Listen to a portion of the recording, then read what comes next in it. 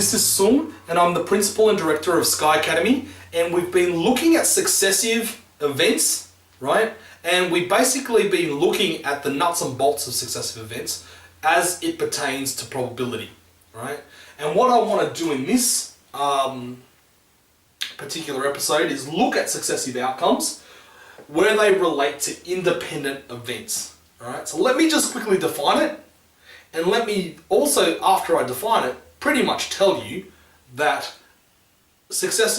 independent events is what we've been doing anyway, okay? So it's pretty much more of the same when it comes to successive events or successive outcomes. So successive outcomes can be dependent or independent, okay?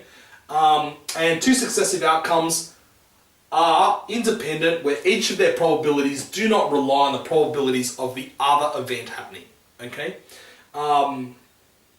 And where successive outcomes are independent, the probability of A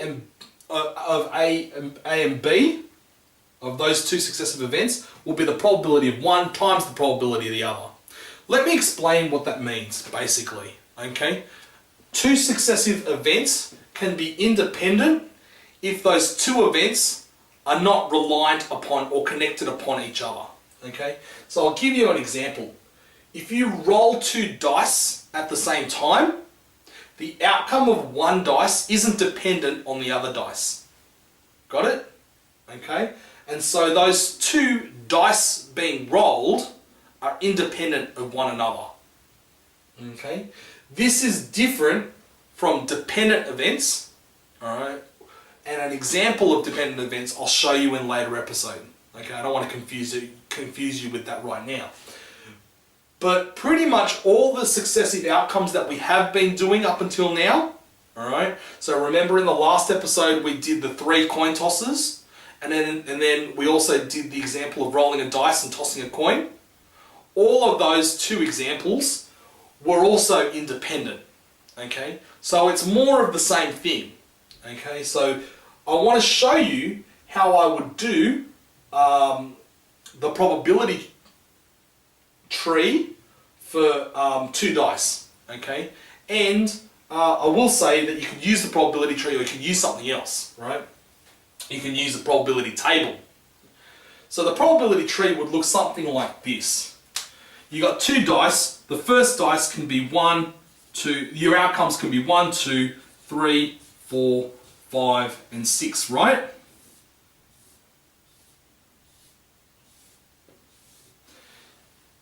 Your second outcome, alright, will also be 1, 2, 3, 4, 5, 6. 1, 2, 3, 4, 5, 6.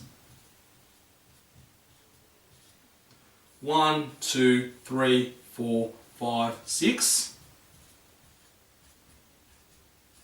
Yes?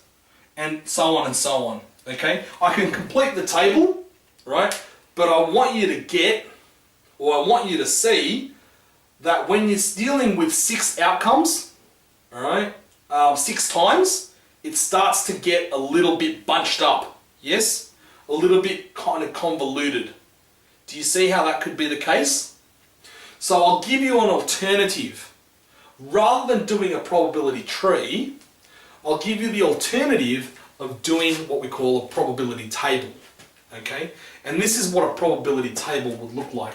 So when it comes to rolling 2 dice at the same time, I would write the outcomes for the first dice on the bottom, die 1, and then die 2 along the top. Okay? So the first die would be 1, 2, 3, 4, 5, 6. The second die along the top would be 1, 2, 3, 4, 5, 6 as well. Yes? And what you can do then is turn all of that into a table. On the left, what you have is a probability tree that looks awfully bunched up.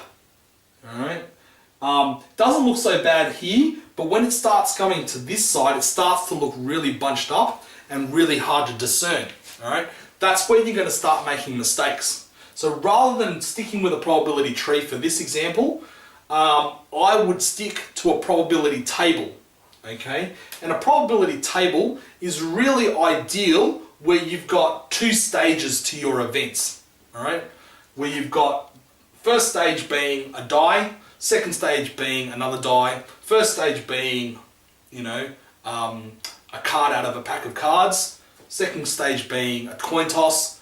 Where you've got two events, it's ideal because you can put one event down the from top to bottom and the other event from left to right, okay? And you make it like it's a grid here. So this box here will represent rolling a 1 and a 1. Does that make sense?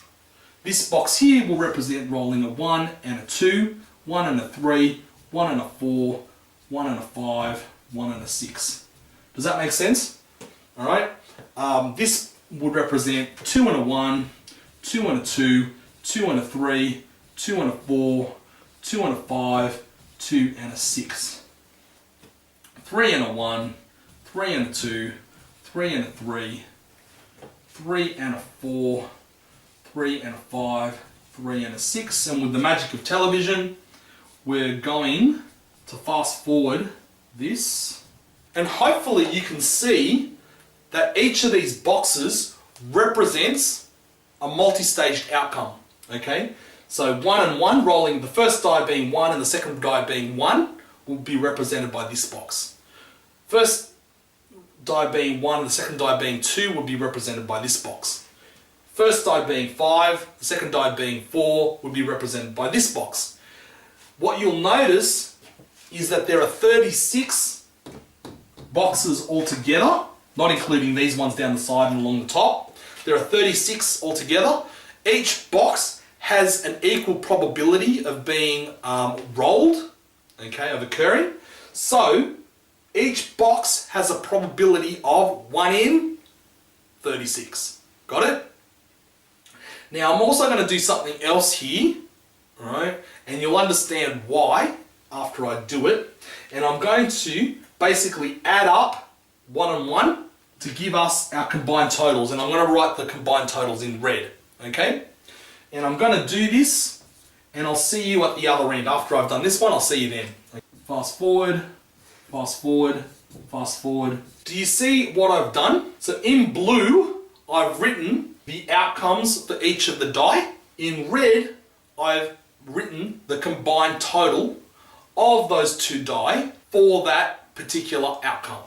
And the reason why I've done that is because sometimes the questions are going to be worded like this. What is the probability of rolling an 8 if you roll 2 die at the same time?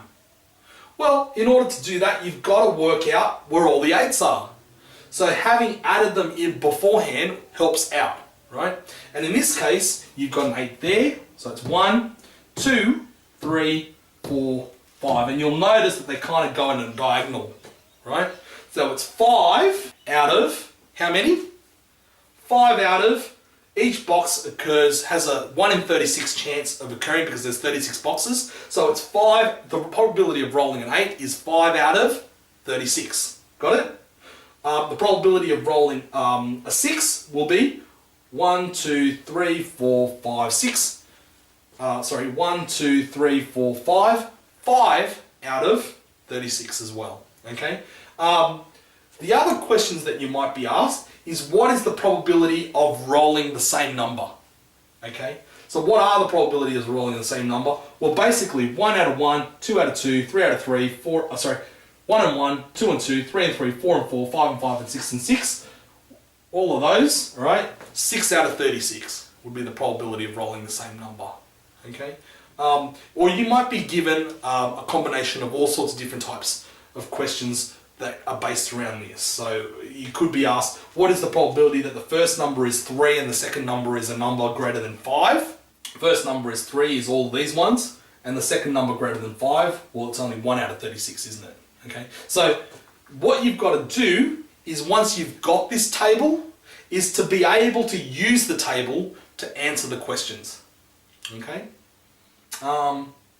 So yeah, it doesn't deal so much, this episode doesn't deal so much with independent events, but I wanted to use this as an excuse to kind of show you another way of displaying the probability, okay, of events, right? But what I do want to say about independent events is this, is basically where you've got two events or two outcomes where the probability of one does not affect the probability of the other and vice versa, then you can say those two events are independent, okay?